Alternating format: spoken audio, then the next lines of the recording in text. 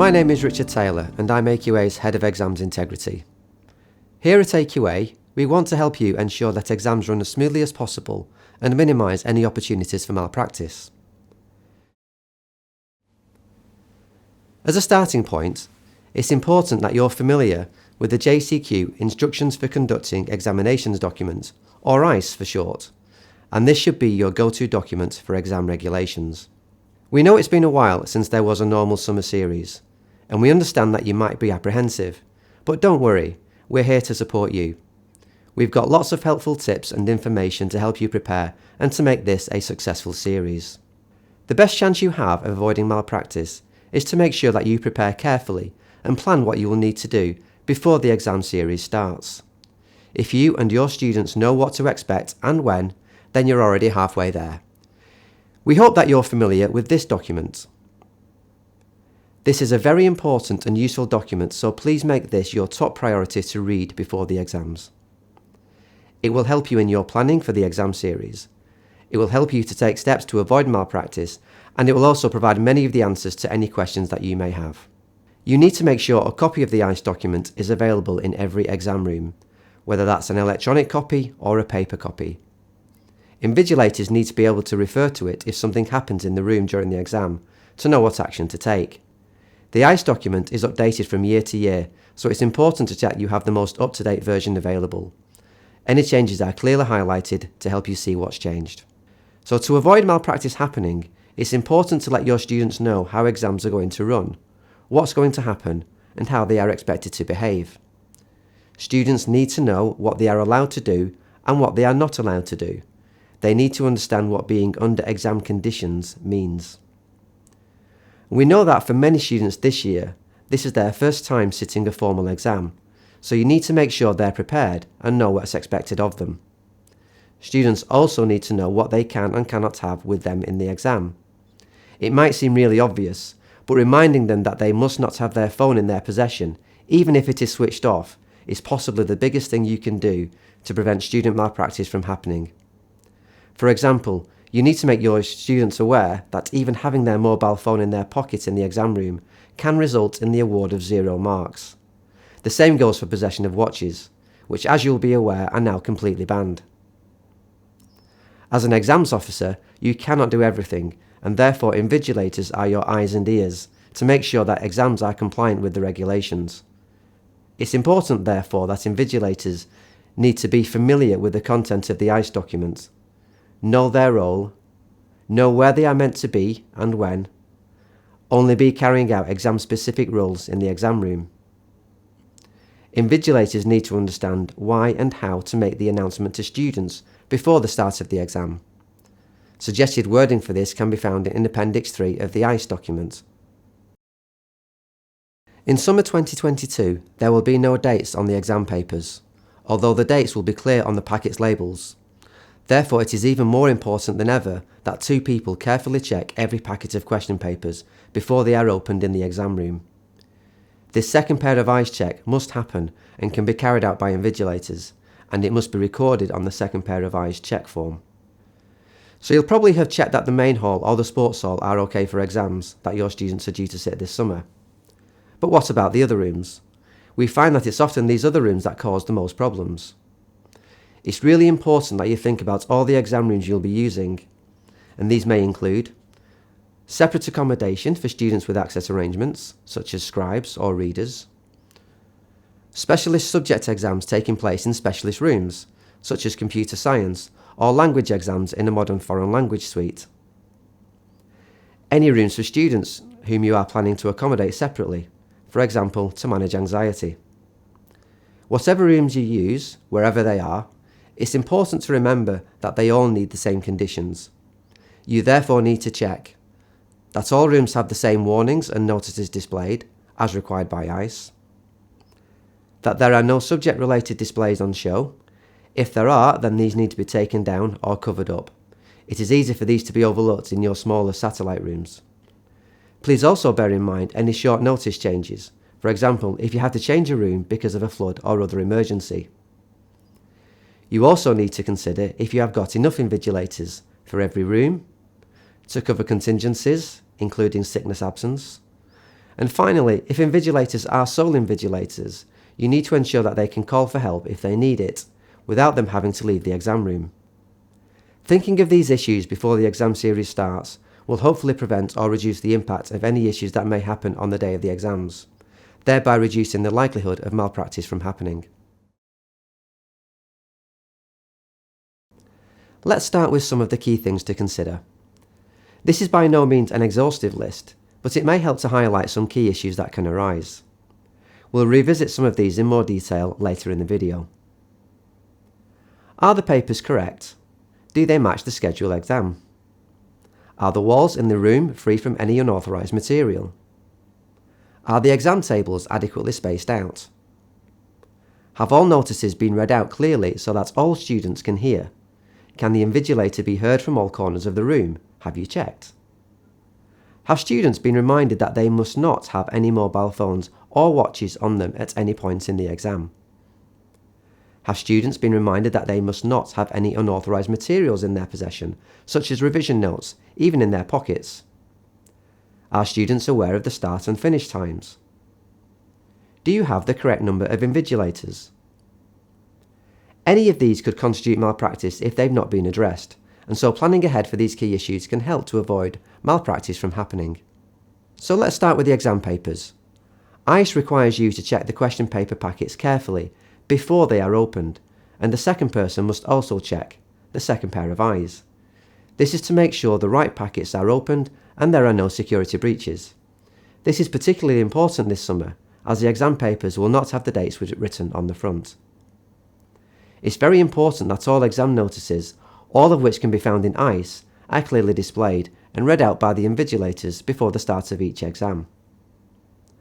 As exam rooms can vary in size, it's important to make sure that when exam notices are being read out, that they can be heard by all students in the room.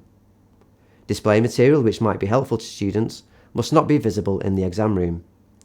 Care must be taken with exams held in classrooms, laboratories or libraries. Also, please ensure that the room is suitable to allow for students to be adequately spaced apart. There must be a clock visible to all students. Please check that it can be seen at the back of the room, and this can be a digital or an analog clock. And remember that students are not allowed their own watch.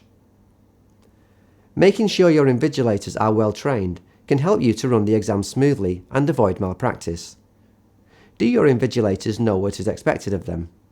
For example, invigilators must supervise the students throughout the whole time the exam is in progress, always giving their complete attention to this duty. Invigilators must be clear about the secure periods for an exam. More information on secure periods can be found in ICE. The incident log should be used to record any incidents that happen in the exam, for example toilet breaks, any disruptive behaviour, etc. Invigilators are required to move around the assessment area quietly and at frequent intervals. Once students are seated and have started the exam, the invigilator should complete the attendance register. This will allow them to identify absent students who can then be contacted to find out where they are. Invigilators must also know how to call for help if they need it. Also, please remember that teachers of the exam subject are not allowed to invigilate that exam, even if they are members of the senior leadership team. It is equally important that invigilators are clear on the process for ending an exam. All of the relevant instructions can be found in sections 26 and 27 of ICE.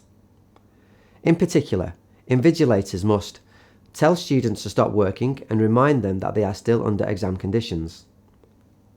Allow students who arrived late and were allowed the full working time to do their exam to continue after the normal finishing time. Tell them to stop working after the full working time allowed has passed. Instruct students to make sure that they have put all the necessary information on their answer booklet and any additional answer sheets, for example their candidate name, candidate number, centre number. Students granted extra time and/or supervised rest breaks should be allowed to carry on uninterrupted for the necessary additional time. Once the exam has ended, invigilators must collect all the scripts, objective test sheets and question papers before students are allowed to leave the exam room. Thoroughly check all the details on the script against the attendance register. Put the scripts in the order shown on the attendance register.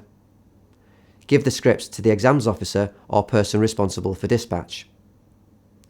It is important to remember that scripts are confidential between students and the exam board.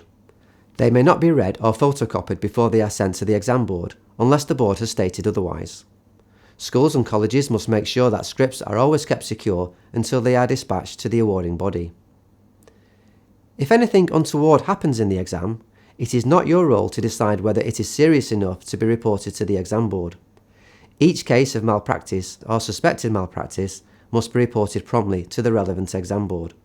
Failure to report malpractice or suspected malpractice is an offence in itself and can carry a sanction.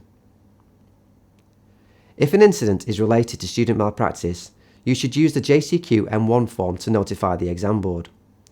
If an incident is related to a school or college or staff malpractice, you should use the JCQ M2 form. You can find both forms on the JCQ website. For the avoidance of doubt, the scripts for cases of malpractice or suspected malpractice should be dispatched in the normal way. Thinking of these issues in advance of the exam series starting will hopefully prevent or reduce the impact on the day of the exams and may reduce the likelihood of malpractice from happening. The first thing to consider at the end of the exam is whether students can be released from exam conditions, and you must bear in mind the relevant secure periods applicable to each exam as set out in ICE. For exams that last 1 hour or more, students must stay under supervision in the exam room until 10 AM for a morning exam or 2:30 PM for an afternoon exam. That's 1 hour after the exam board's published starting time for that exam. For exams lasting less than 1 hour, students must be supervised and question papers must be kept in secure storage until the published finishing time of the exam. Remember, it's the published start time that is key here, not what time your student started. Releasing students early could have a big impact on the security and integrity of that exam. Please don't get caught out.